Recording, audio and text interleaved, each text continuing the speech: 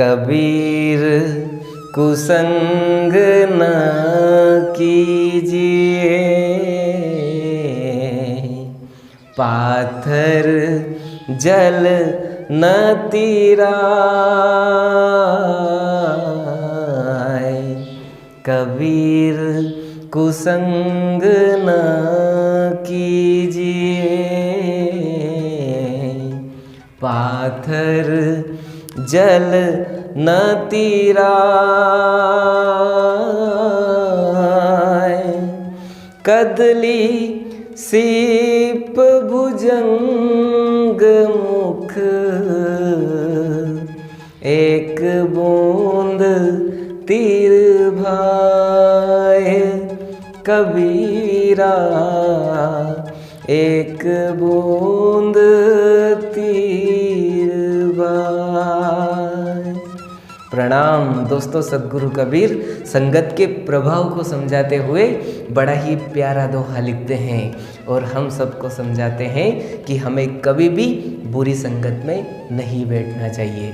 सद्गुरु कबीर लिखते हैं, कबीर कुसंग न कीजिए। कुसंग अर्थात बुरी संगत में कभी नहीं बैठना चाहिए, ना ही हमें बुरी संगत करना चाहिए। कबीर कुसंग न कीजिए, पाथर जल न तिराए। जिस प्रकार से पत्थर जल में नहीं तैरता है, उसी प्रकार से आप कुसंग करके कभी भी सक्सेसफुल नहीं हो पाओगे।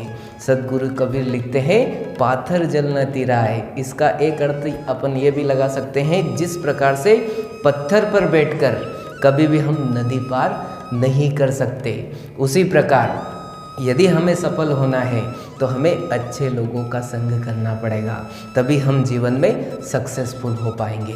जिस प्रकार से हमें नदी यदि पार करना है तो नाव का सहारा लेना पड़ेगा, न कि पत्थर से पार जा पाएंगे।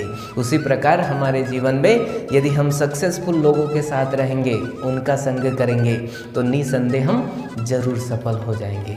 सद्गुरु कबीर लिखते हैं, कबीर कुसंग न कीजिए, पाथर जल न तिराए।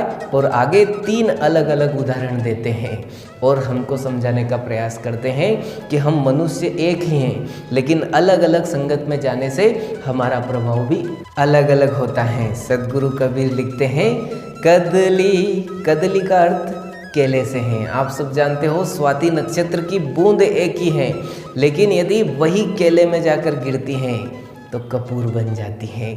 कदली, सीप, सीप यही बूंद स्वाति नक्षत्र की एक ही बूंद है, लेकिन जब सीप में जाकर गिरती हैं तो वही बूंद मोती बन जाती है।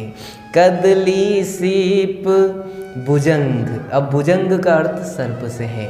यही स्वाति नक्षत्र की बूंद यदि सर्प के मुख में जाकर गिरती हैं तो जहर बन जाती हैं। अब देखिए, बूंद एक ही है, लेकिन 3 अलग अलग जगह पर गई तो उसका प्रभाव अलग अलग हुआ। उसी प्रकार से हम मनुष्यों के जीवन पर बुरी संगत का प्रभाव पड़ता है। एक ही घर से कोई व्यक्ति सर्वश्रेष्ठ इंसान बन जाता है और उसी घर से कोई व्यक्ति शराबी बन जाता है। तो ये केवल और केवल प्रभाव किसका है?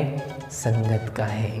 तो सद्गुरु कबीर हम सबको समझाते हैं कि हमें कभी भी बुरी संगत नहीं करना चाहिए। यदि हमें जीवन में सफल होना है तो हमें सक्सेसफुल लोगों के साथ रहना पड़ेगा या उनके विचारों को पढ़ना पड़ेगा, तभी हम अपने जीवन में सफलता प्राप्त कर पाएंगे। तो आशा करता हूँ सद्गुरु कबीर का ये दोहा आप सबका क्लियर हुआ होगा। आप डिस्क्रिप्शन बॉक्स में जाकर और विस्तार से पढ़ सकते हैं। धन्यवाद। जय श्री राम।